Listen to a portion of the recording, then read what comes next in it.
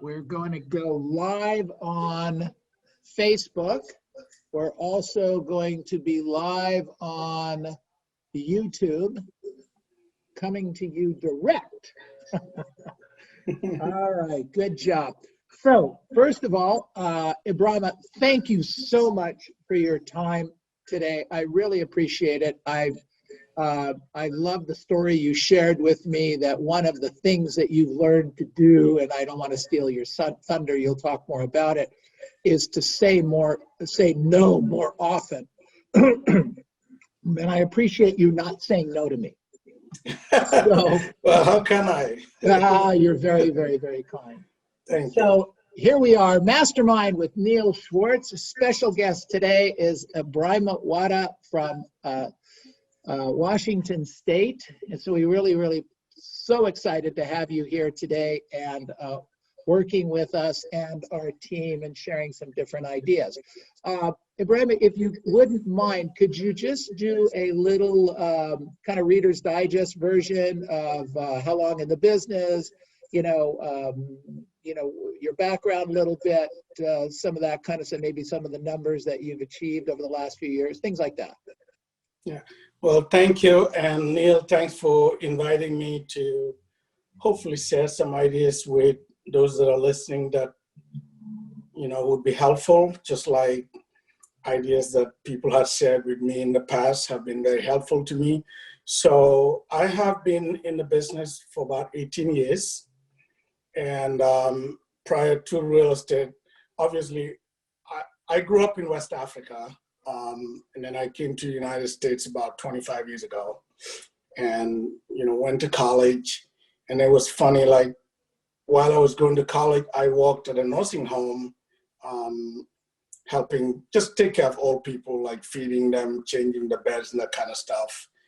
And then that's how I paid for college. And then after college, I got a job at the hospital doing the same thing, just because when I graduated from college, I went and get some job interviews and I couldn't really have any job offers that was actually good enough for me to be able to survive, because I was already struggling at my other job, and all the job offers that I had were actually paying me less than I could make at the hospital because there was a lot of overtime at the hospital. So I did that, and for me, how I got into real estate all started with one encounter with one patient that I was taking care of. And that's why it is so important to all of us when we have an opportunity to say something helpful, to say it, but if we have something that could hurt, to maybe hold, because the things that we say can have a big impact. So I took care of this guy the first day. Usually when I'm taking care of these patients in the hospital, I take care of them 1 or 2 days and they go home, because usually they come in, have surgery, I help them out. So this gentleman, unfortunately, I don't remember his name because our encounter was just short. So first day I came in, took care of him, help him get up, check his blood pressure, all the normal stuff. And then took care of him the whole day, and then I went home. So the next morning I came back, and then I had him on my schedule again. So I went in to take care of him. But then when I, saved him, helped him take a bath and change his bed and all that stuff, as I started walking out the door, he said, "Young man, come here." So I came back and he looked at me. He said, "Obviously you came from another country." I said, "Of course, yes." He said, "You obviously didn't come to this country to take care of," I would just say, old people. He said, "to take care of old people like me." He used a different expression that started with an F, but anyway. But I was so busy at the time because my work schedule was, I had to do certain things before the doctors and the nurses started, or else I get fired. So what he said to me didn't really hit. So I just smiled and left the room and then kept going with my day until a couple of hours later, I had a break. So I went in the break room and I sat down, and then all of a sudden what he told me earlier just hit me. So I walked back into his room. I said, "You said to me a few words earlier, what do you mean by that?" He said, "Well, looking at you, it doesn't look like you're going to be able to live a good life doing this job. You're not going to be able to make enough money. So I said, yes. And then he said to me, you need to go and find something else. And then he told me his own story. And he said when he turned 40, his wife became pregnant with their first child. And then he was absolutely broke. And he said something, I'll just say what he told me. He said, Ebrima, you haven't lived in this country long enough to know, but a broke 40-year-old Jewish guy is not normal. So I said, hey, I'm not Jewish, I'm not 40, and I'm broke. You know. But anyway, he was really kind to me. He said, you gotta figure out, you know, how to make more money, have more fun. And in his own story, he became a father at age 40 and he was broke. But then when he found out that his wife was pregnant, it really made him start to think about his life. And then he started planning and reading. And to make a long story short, when I took care of him, he was 85. And this was like 20 years ago. So he was already, I mean, financially well off, had a lot of money. He did very well. So so he got me thinking. So I started asking people I know, co-workers and the like, what do you think I could do to make more money? Until I spoke to one of my co-workers and she said she had two brothers that were selling real estate making $10,000 a month.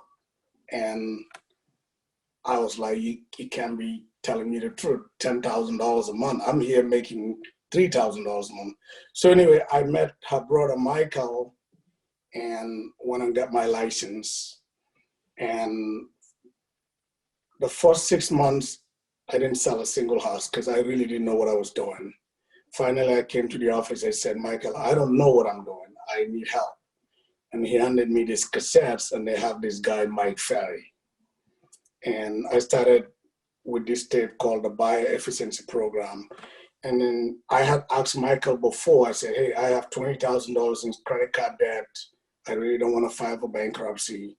How many homes do I need to sell to pay these off? And he said, if you sell 6 homes, you can pay them off. Well, I went 6 months without selling anything. But as soon as I started listening to Mike's tapes, and I still had my full-time job, but I ended up doing 9 deals the last 6 months. And for me, that allowed me to quit my job. And then each year since then, increase my business slowly, but, you know, keep going and then keep going. And I think as of today, I just looked at my numbers this morning. I have closed 127 transactions and I have 68 deals pending. So that should bring in. Whoa, wait a minute. In 2020, 127 yes. and 68 pending? Yes. That's right now. We're not talking about over the last 5 years. We're talking about 2020. 2020, yes. You are such a mild-mannered,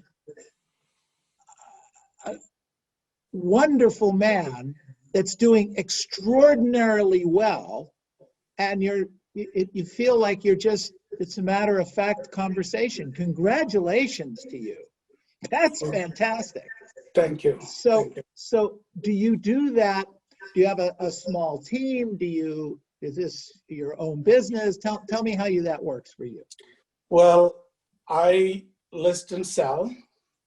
I have one full-time listing coordinator, and she's really, really good. I'm very fortunate to have really good staff. I pay above market, and I empower my staff. So I have a full-time listing coordinator, and she can handle all the listing, like scheduling pictures, doing all that stuff. And I have 2 full-time transaction coordinators, and they're both cross-trained. One of my transaction coordinators is a licensed agent, so occasionally she'll do some buyers, but I think last year she did maybe 5, so she doesn't do a lot. And then I do have some new construction business, so I team up with another agent in the office that if we need to sit beside, she sits beside. But my own personal team on my payroll is 3 full-time staff members, including myself. And there's not a team of buyer's agents that are doing 20, 30 deals, things like that. This is business that you're generating, listing appointments you're going out on. Yes, I don't have a buyer's agent. I've done 25 buyer deals myself this year.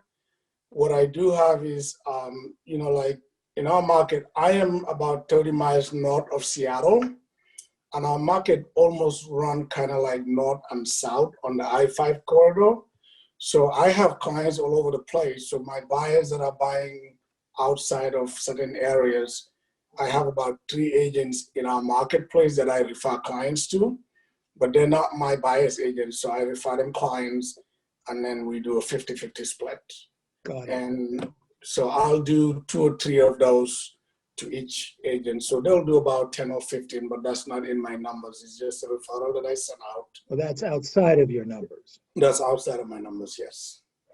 So as you're growing, so how long in the business? 18 years.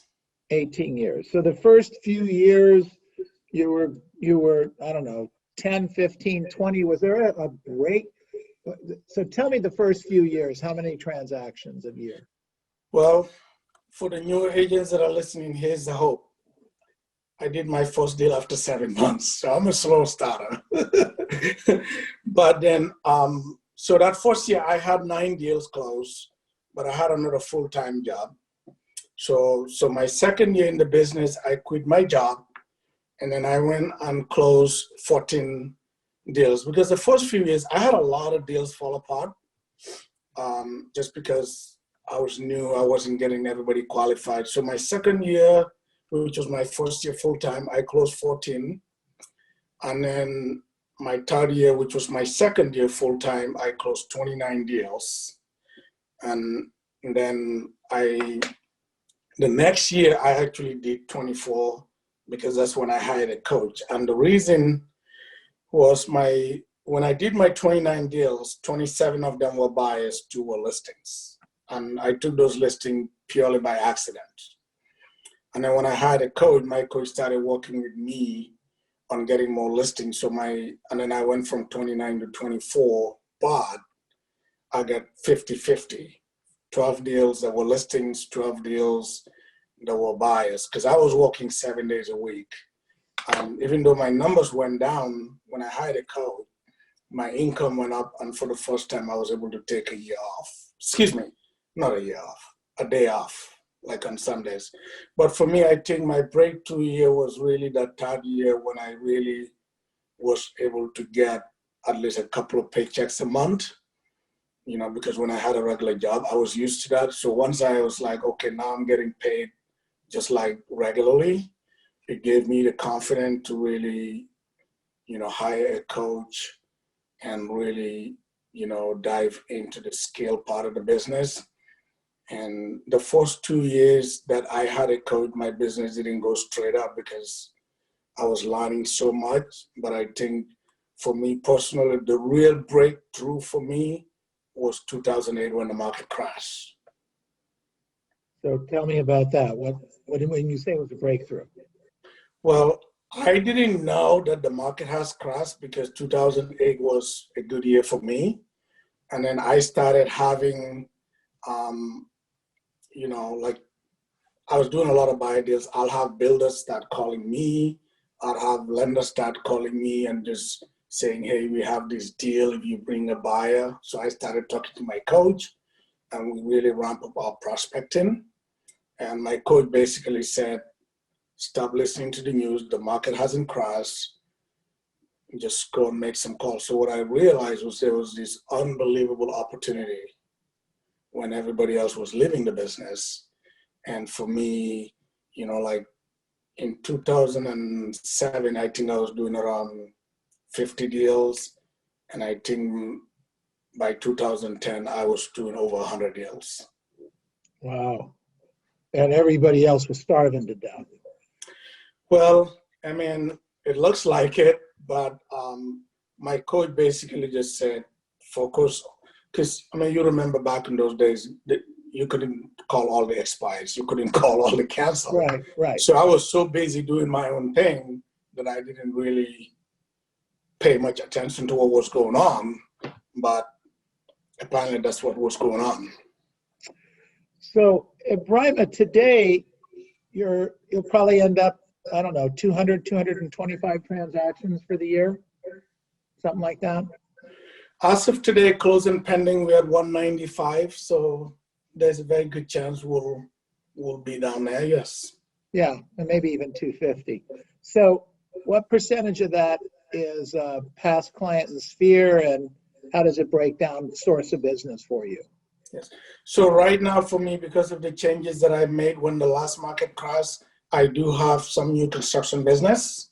So with my new construction business, past client centers of influence, that's pretty much, I would say 80% of my business. Okay. And the other, and the remaining part of my business, we don't have a lot of expires and cancels right now, but the one area that I'm getting a lot of success is signed calls, people that want to buy my listings, and also from clients that I'm adopting that have sold, that have bought my listings in the past.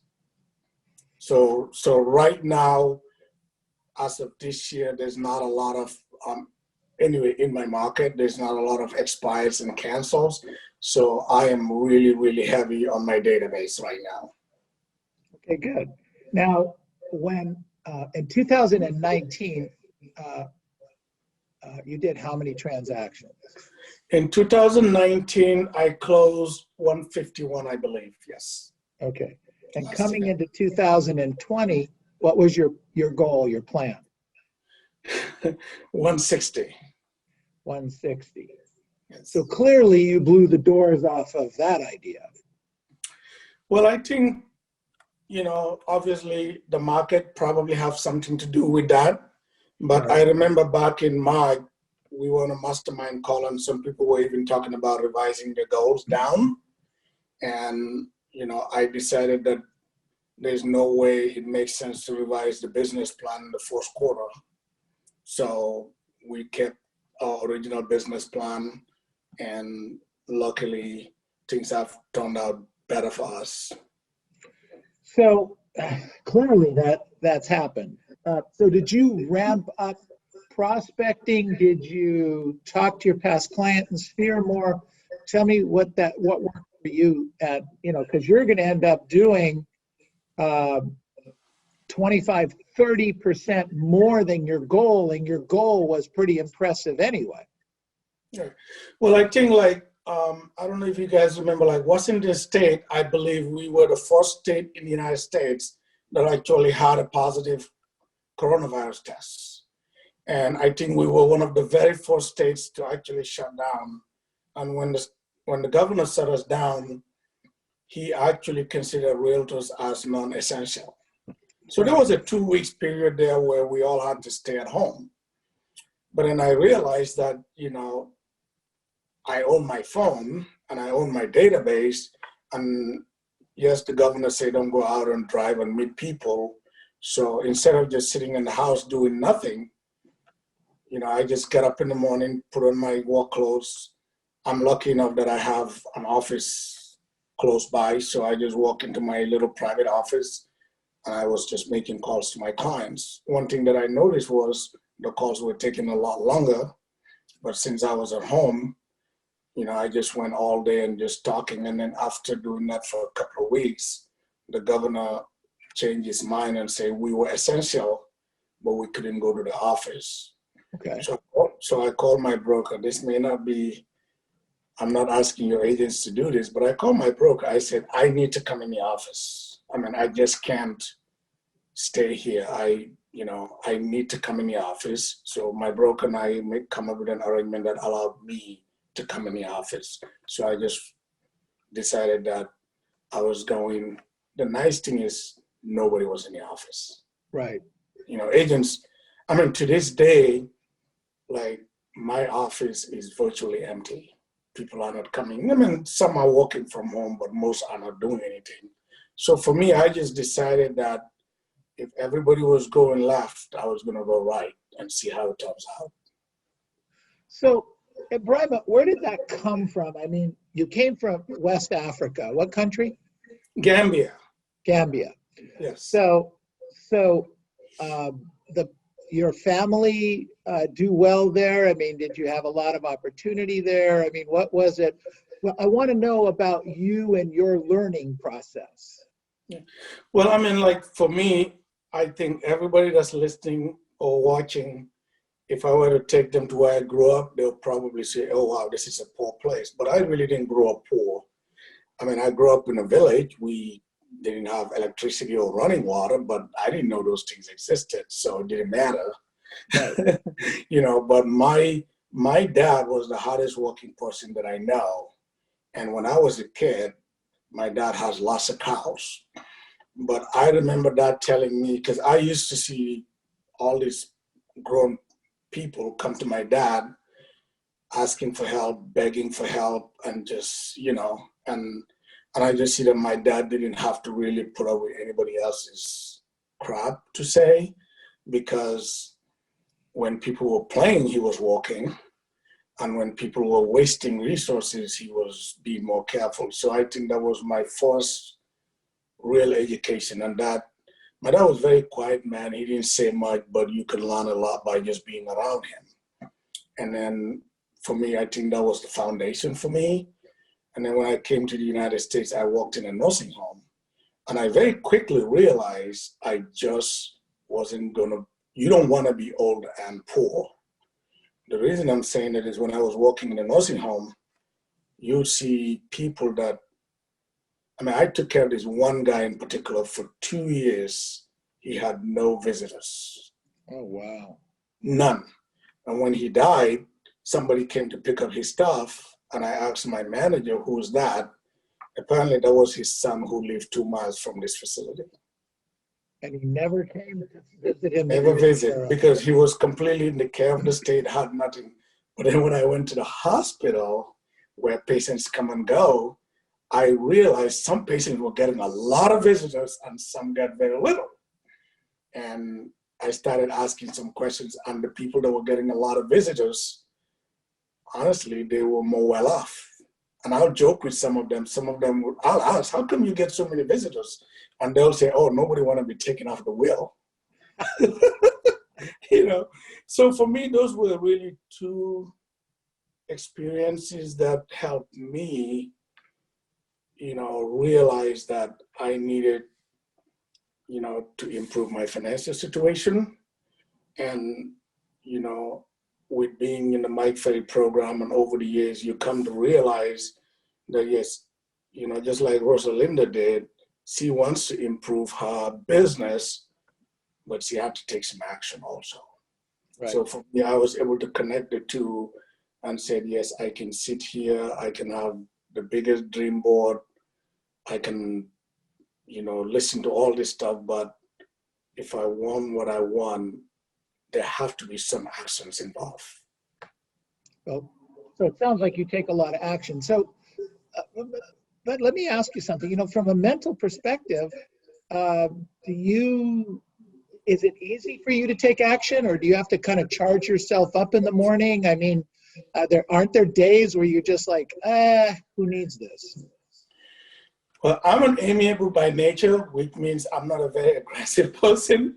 You know, I like to please everybody. I commit to so many different things that sometimes it's just hard to carve out the time. But I think it's a progression over time, you know, with the coaching. You know, every time I come to the retreat, I always come up and say hello to you. Right. And, you know, so I guess over the years with all the research that I've done, so I've built like some accountability. Like there was the first office that I was at with Michael for 10 years. We all showed up at the gym every morning at 6 o'clock, or else we pay $100. Wow. Well, I didn't have the $100. And, you know, it was like a 45-minute drive for me. So I think that helped to have that accountability. One of the challenges, obviously, with coronavirus now is some of that is gone, but I'm fortunate enough that I think I've done it long enough to where some of it is built in, to where maybe today is just a little bit easier because it become a habit, you know. But yes, there are days that I don't really want to do this. It's not exciting, but I think what helped is the schedule that you get used to almost like force you. Like the days that I'm not happy are the days that I get off my schedule. Okay. Fair enough. Interesting. So you built the schedule as your railroad track, so to speak. Yes. And, I'm just being very honest with everybody. You're not going to be like, well, I shouldn't say it.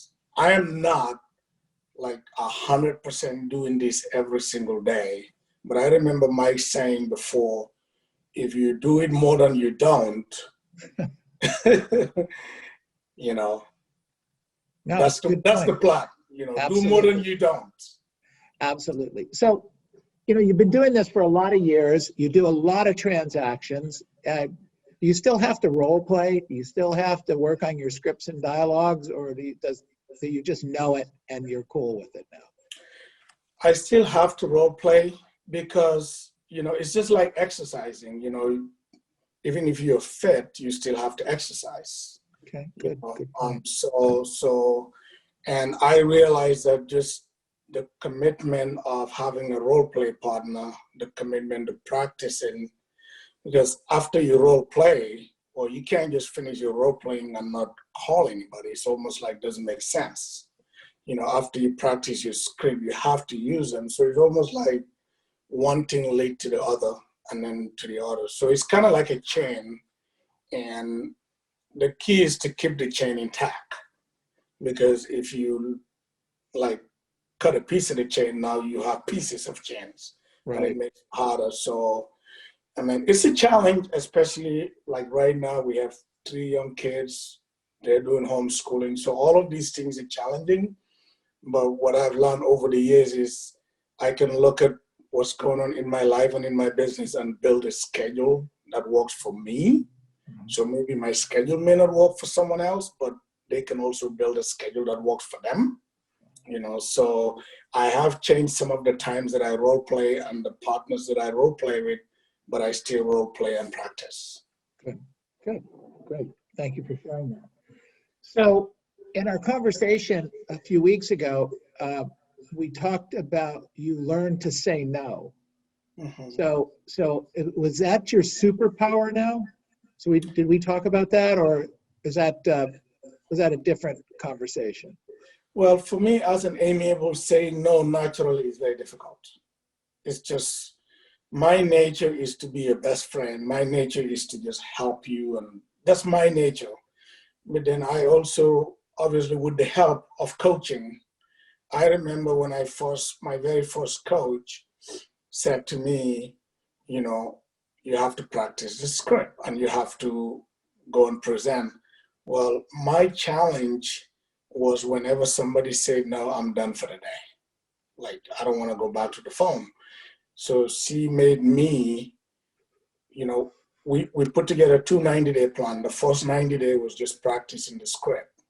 And then the second 90-day was to go out 100 doors a day, 5 days a week, door knocking. And this was in the spring in Seattle, and it rains a lot.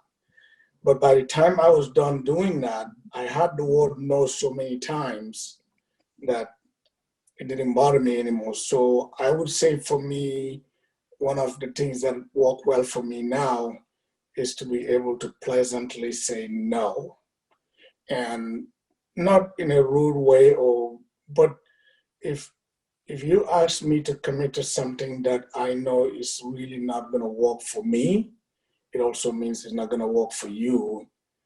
I can just say, hey, Neil, I really appreciate that.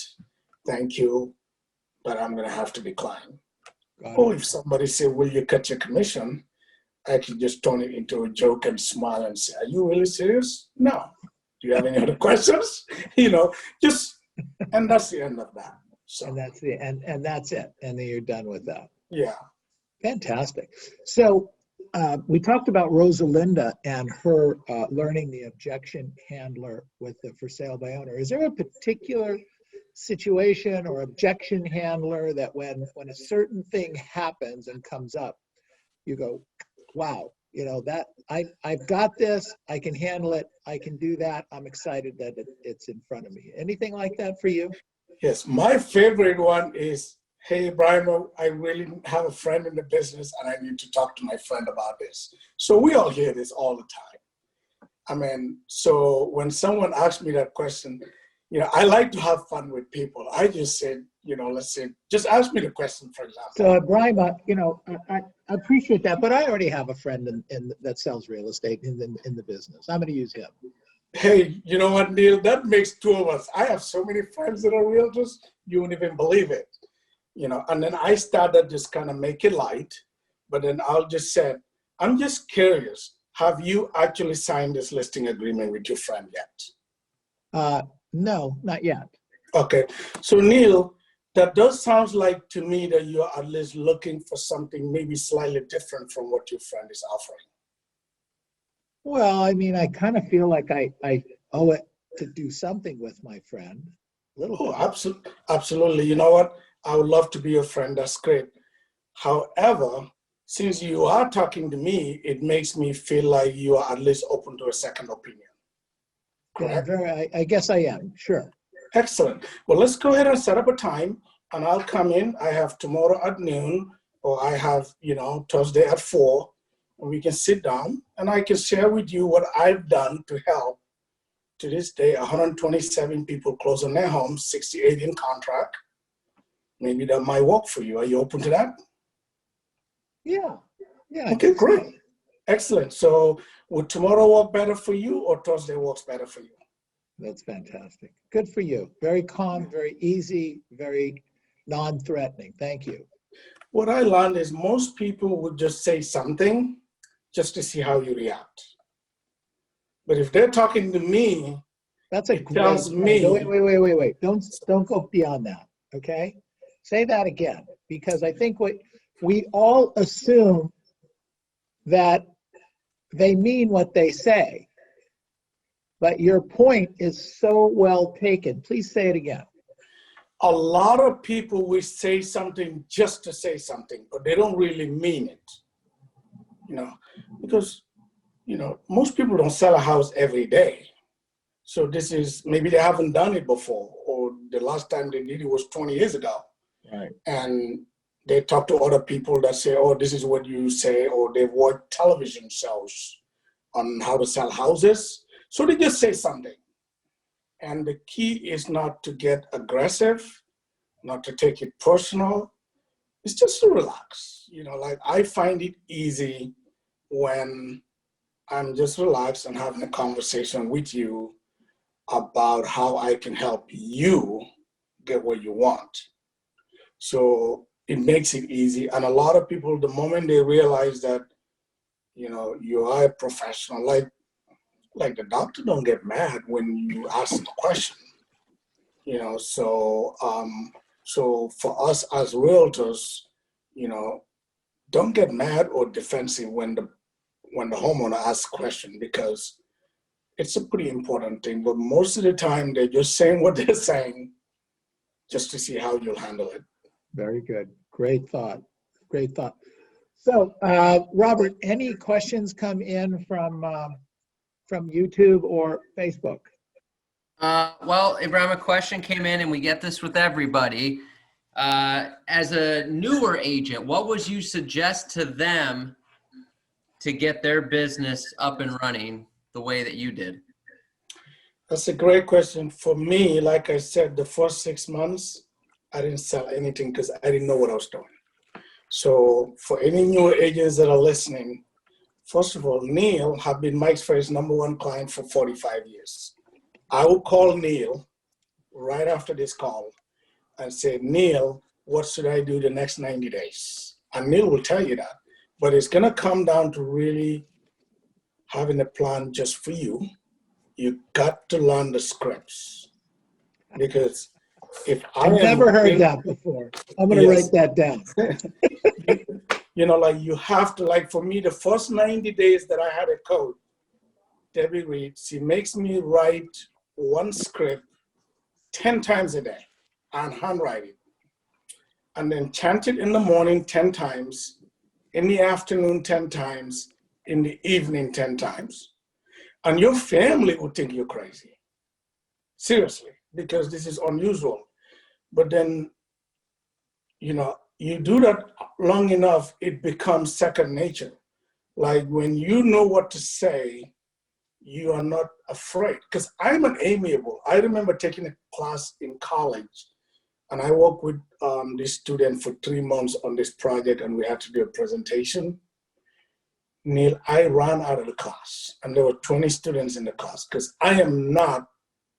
it's not my nature to even speak to, like, I'm very reserved. I'm a people person, but I'm just, it takes time to develop these things. And the best way for a new agent is to learn the scripts. Make it your effort to really learn and internalize your script, because then it is easier to go out and use the script. But don't just learn the script, apply the script. So for the newer agents that are listening, it may look boring. It's not very sexy when you're staring at a mirror saying, when do you plan on moving? When do you plan on moving 50 times? And then when you're sitting down, you can hear it in your head. It's not sexy, but it is the way that I was able to go from not doing much to doing more every single year. So I hope that's great. After the scripts, is there another thought? Is there what's the next step for a newer agent, or what helped you? Action. Whatever, you can learn the scripts, but you have to put in the action. And don't wait. Don't say like, okay, I have to master the script before the action. No, just put them together. Like, let's say you're outdoor knocking, have the script in front of you and just read it. I mean, they might say, are you reading? You say, yes, because these are so important. I want to make sure I'm not missing anything. You don't have to wait, so you can use the script with action right now. Okay, good. All right, good stuff. Appreciate that. All right, other questions of Ebrima? Other questions? I have a question. Josie and then Michael. Ebrima, thank you so much. I've seen you on stage and I've seen you with Mike. You look familiar. Thank you. So let's see. It sounds like you have your clients come into your office to do your listing presentation. Is that correct? No. No, I rarely have clients come in. I mean, I like right now, I still do face-to-face presentations. I just use a mask because it's required. But currently with Zoom on the phone, I mean, it's been great that you can do these things. And I find more people actually wanting to do it over the phone or over the internet rather than face-to-face. Very good. So you've been doing your listing presentations on Zoom. I've done some on Zoom, but I'm not a very technology savvy person, but the phone is really a great resource that you can just use because you can send everybody all the information. But there are clients that needs or want to meet face-to-face, and I do those. If they want to meet face-to-face, I'll go and meet them face-to-face. So of the 100 listings that you've taken this year, how many of those were face-to-face?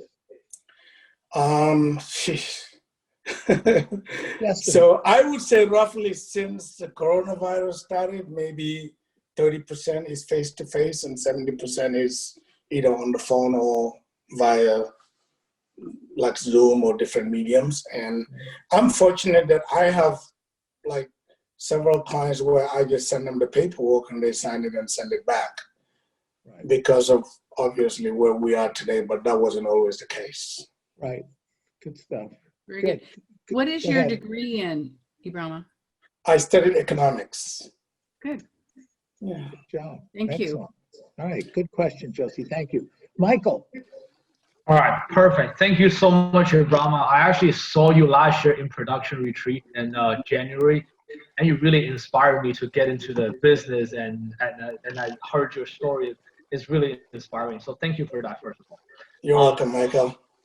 2 questions I want to ask. Number 1 is how many appointments would you go on average every week? And second question is, like how much of business comes from that builder? I would say right now, because our builder business is something that we've been working on for about 12 years now, Yeah. I would say at least 50%, depending on the year. Sometimes it could be 60% comes. But what I've decided to do, because I'm doing a lot of that, is I also spend a lot of time adopting clients that already bought. Yeah. So I would say this year, about 60 to 70% of my business, and I'm just being very honest with you, comes from my new construction business. So my residential resale business is the order 35, 40%. But on average, I'll go on 3 to 5 appointments a week, depending on the week itself. So right now, like this week, I've gone on one already, and then I have one signed over the phone. So I have one more appointment that's in my book for the week. So it just depends on the week. And some weeks I go on 0 appointments. Some weeks I go on multiple appointments. Got it. So 3 to 5 on average, right? On average, yes. And the good news is with coronavirus is before coronavirus, that could take several hours. Yeah. Now you can do them in a much shorter time. Excellent. Thank you very Good much. stuff. All right, Hey, good. Neil, Go ahead, Michael. Michael, go I ahead. got a question. The commission structure for the builder is the same as the residential? That's a really good question. Like if we're doing a project where there's more than say 20 homes, that's 2%. But I don't pay for any of, like, the only thing that I pay for when it comes to the builder is my personal sign, and all the builder signs and all that stuff, the builder pay for that. And we negotiated that a long time ago. So it's different, for like resales, I do 6%. For new construction, I generally do 5%. Thank you. And the builder's paying you 2% Yes. on that deal. Got it. Okay, cool. Excellent. I have a question, Neil. 1 second before we go there. Ebrima, you said you've been working on this for 12 years. So this didn't just come up one day.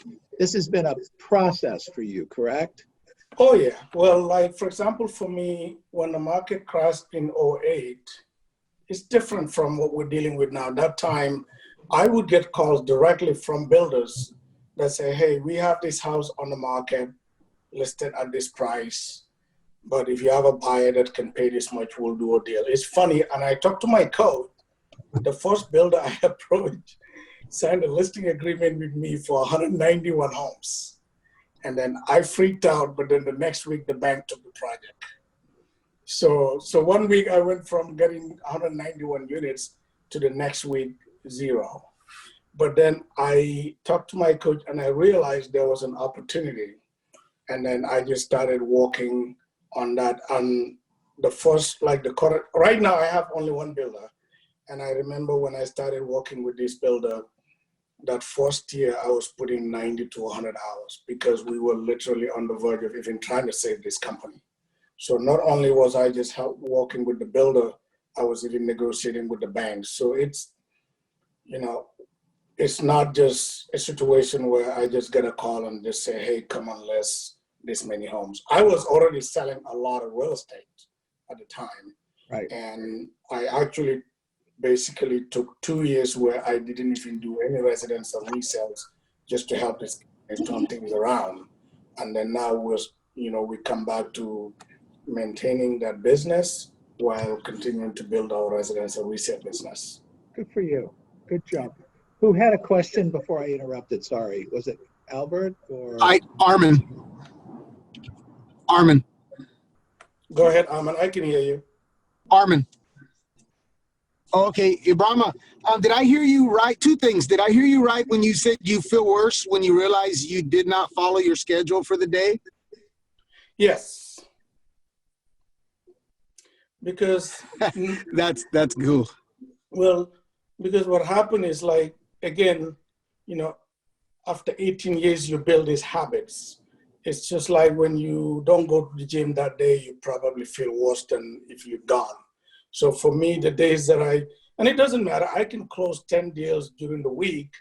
And then the next day, if I feel like I didn't follow my schedule, then, you know, because one thing that, I don't know how many of you sounds like a lot of you have been around Mike Ferry.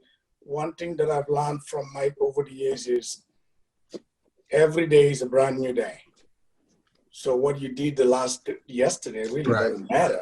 So for me, yes, yesterday I took maybe, let's say I could take 3 listings, close 4 deals, but that was yesterday. So today, if I don't do what I'm supposed to do, I know it will affect me down the road. So the days that I feel the best are the days that at the end of the day, I look at my schedule and did at least 75% of the things that I said I was going to do that day.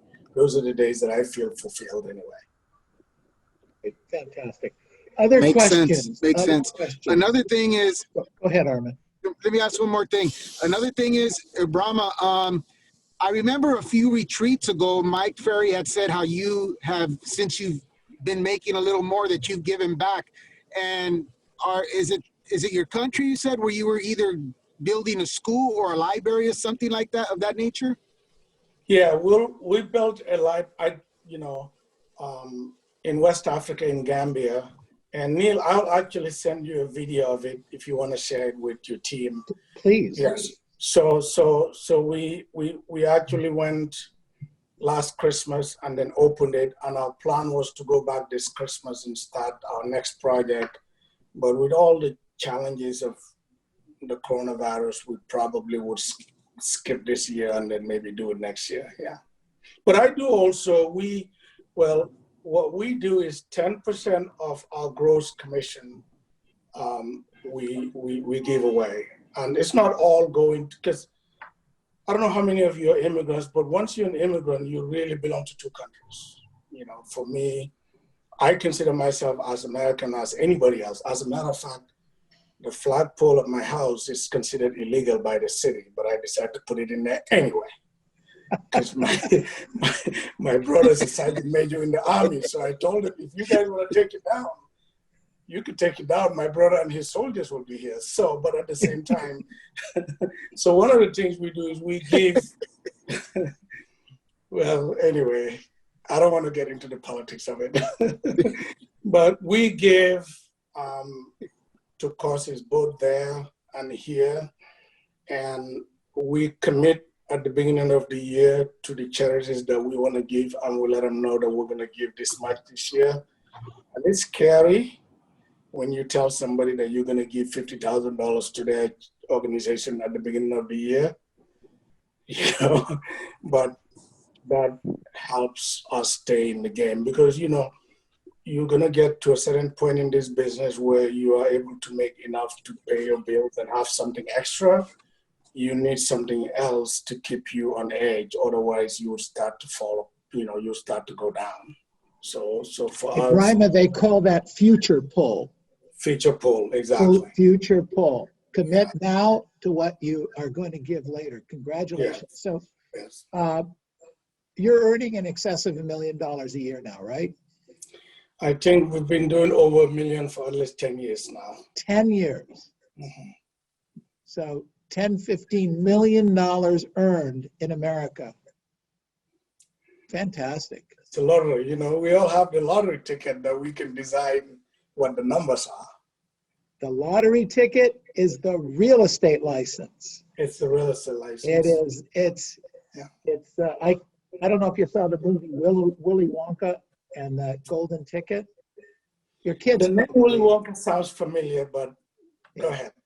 Anyway, the point is to me, the real estate license is the Willy Wonka Golden Ticket. It doesn't get any better if you really going to use it. I mean, once you really figure it out, I was just with a client friend of mine who's a doctor last week. And, you know, this guy's been practicing for a very long time. And, you know, once you really realize and the headaches that some of these professionals, you know, my wife is a nurse practitioner. She works in the hospital. And, you know, so the opportunities that we have in this business, I mean, it's really special. And I think that's one of the challenges where very few people actually take advantage of the opportunities, you know. But once you decide to take advantage of those opportunities, I mean, it's pretty good. Pretty good. It's very good. $1 million a year for the last 10 years. Congratulations, my friend. Thank you. Hey, so everyone unmute yourselves. Let's give him a big giant hand. Woo! All right. Yay. Fantastic. Fantastic. Very, very cool. Thank you so much. Thank you so much. So right now, we go into a little thing that we do where we'll ask our agents what they learned. You're welcome to hang with us and listen to what they learned. Or if it's you have a hard stop and you need to go on to finish your day, we appreciate you to the nth degree. And please send me the video of the school that you opened. I'd love to share it. Yeah, I'll send you the video. I can hang for a few more minutes, but just one last thing I just wanted to say. For those of you that are on the call, you guys are incredibly lucky to have a leader like Neil. For me, I was so fortunate that when I started, I have a broker that was following the Mike Ferry system. It's probably the hardest system to follow because it kind of puts you in a box. But if you really want to take this business from just struggling to earn a commission check every day to where you can create some kind of a normal, predictable lifestyle for you and your family, and for each one of you that might be different, you know, I would say you guys are lucky to have Neil and have access to Mike Ferry and take advantage of that. I remember Mike saying to us before, take advantage of the opportunities that America provides. I mean, my wife and I and our kids, we just came back on an RV road trip where we went to 12 states in the West Coast. And what I came out of that was I said to myself, I wish every American would have the opportunity to actually get out of their place and go see the rest of the country, because then we'll realize how unbelievably lucky we are. And if you have a real estate license today, you're so lucky because most of the agents have checked out. And if you just check in and just keep doing the simple things like talking to people, making sure that your attitude is right, get off the news, please. And don't do Facebook or all that stuff before noon. I think you're gonna be better off. So. All right, fantastic. Thank you, Ebrima. I appreciate it. Great words of wisdom. Good stuff. All right. Thank you. All right, fantastic. Okay, so what did we learn today? Didn't we learn? But let's be specific. What did we learn? Okay, who wants to lead off? I'll start, I guess, Neil. So first of all, Ebrima, thank you so much for being on here. I know you're a super busy guy. And I'll share, it's one thing that always makes me laugh about him, but it's a certain mindset. I was in a circle of people that were talking to you one day at a superstar retreat, and you were talking about buying cars cash and things like that. And you made a joke. You're like, I don't even know what my credit is. I just pay cash for everything. And I remember you saying that going, that's the guy I gotta be, is where it's like, I don't even know what my credit is. I got the money. I just pay cash for it. It's done. And I was like, you said it as a joke, but it was really an inspiration. So I still remember that to this day. Cash is king. You know, what the big thing I got out of today, well, a number of things, but one of the things I wrote down was don't just learn the scripts, apply the scripts. Because we hear all the time from everybody, you got to learn the scripts, you got to learn the scripts, you got to learn from the scripts. But you had said, you know, you have to take action. You have to apply the scripts and do them at the same time.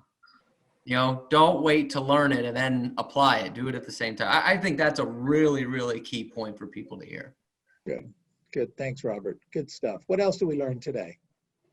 Go ahead, Cherry.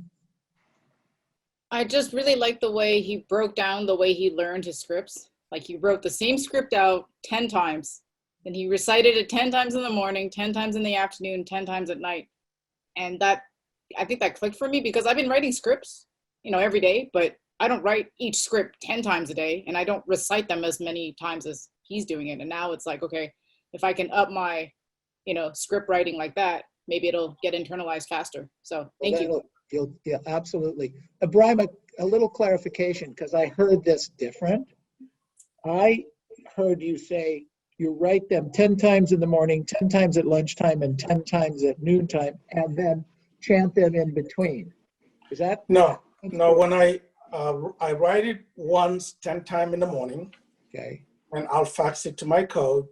And then after writing them, then I'll chant them loud 10 times in the morning, 10 times in the afternoon, and 10 times in the evening. And so basically, like in the morning, I just write them real quick and then chant them. And then at lunch, right. I always bring my own lunch, so I don't have to go and get lunch. Sure. So instead of taking a full hour lunch, I can eat lunch for 30 minutes and then have that. And then when I get home in the evening, if I want to make something my wife laugh at me, then I'll just chant it in front. So 10, I'll write it once, which is 10 times in the morning. And then the chanting is in the morning, in the afternoon, and in the evening. Good. I'm glad you clarified that, because I was going to have everybody write it 10 times. That's a lot. A day. I was going to get a lot of people upset with me on that one. So I'm Your glad. hand's going to hurt. Exactly. Okay. Good stuff. What else? What else did we learn today? Go ahead, Yvonne. Ebrima, thank you so much. Hey, And Yvonne. hi, I really want to thank you for your willingness to share. At the Mike Ferry Superstar Retreat, we're all surrounding you. You're always, making time to talk to us. And thank you. And what I learned today is, your desire to be successful. I was immigrant from China like 29 years ago. I did what you did in the hospital too.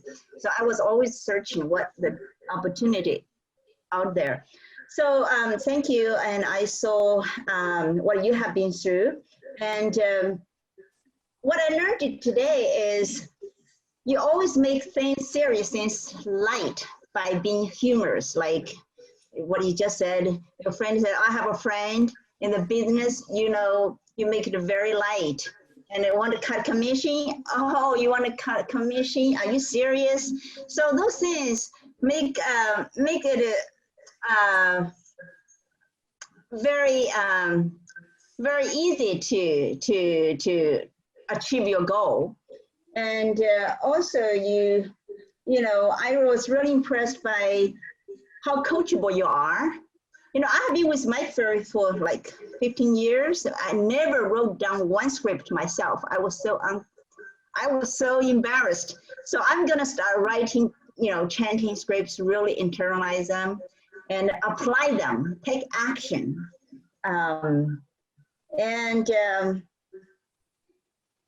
Just your sharing is just full of wisdom and sincerity.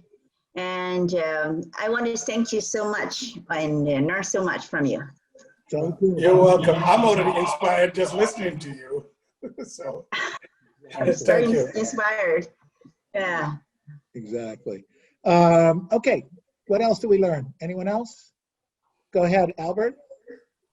Well, first of all, I want to thank you. You're such an inspiration. Your story is awesome. I mean, we have so many top producers, but yours is truly inspired. Not that the other ones are, but yours stands out for me. What I like is the fact that you keep on thinking, making sure that, well, for me, that you were being 100% authentic, saying, look, I'm going to feel with those days that I'm not going to feel like working, but that schedule is going to get me back on track. Going back to what Neil says, just a railroad track that always keeps you on track.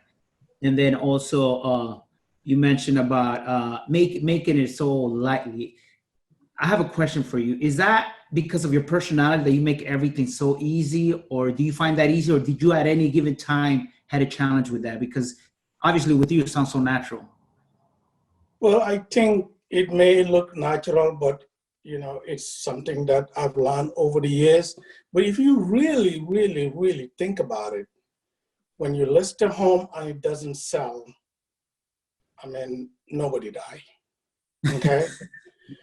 When the doctor have a patient on the operating table, it's a very serious matter, so I think it's just a matter of, with all the readings that we do, you have to learn to put things in perspective. I mean, if a situation requires to be serious, I can get really serious, but you have to realize, what is this about? I am here to help these people sell their home. It's an interview.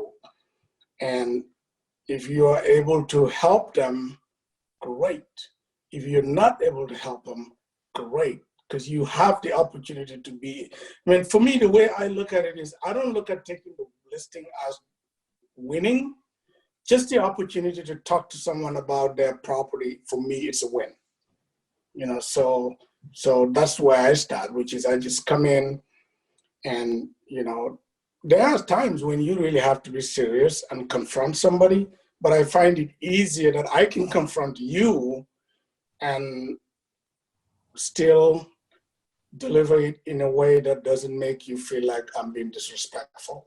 So, and again, it's something that I learned, which is what I was saying, learn the scripts and apply the script. It's, the reason why I think the Mike Ferry system is more difficult and a lot of people don't follow it is because it's the one system that literally requires that you're constantly learning.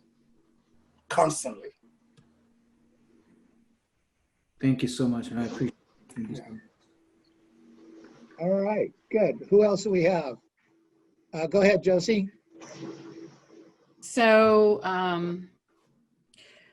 seeing Ebrima, I remembered I was in Ethiopia and saw the little boys carrying the water from the well and the little girls. And of course, in the villages, there's no light, there's no food, so you brought back a lot of memories to me. Thank you. And I'm so impressed by your being so humble. And you reminded us and reminded me specifically about giving back. I think with all the politics, the COVID and our fires and everything, I've forgotten and put that on the back burner about giving back, because that's something that our family does. So thank you for that reminding. Thank you. You're welcome. Good. Excellent. Very, very cool. All right, let's give Ebrima a big thank you. Thank you, welcome. Neil. Thank you. Fantastic. Very good. Very good. Great stuff. Thank you so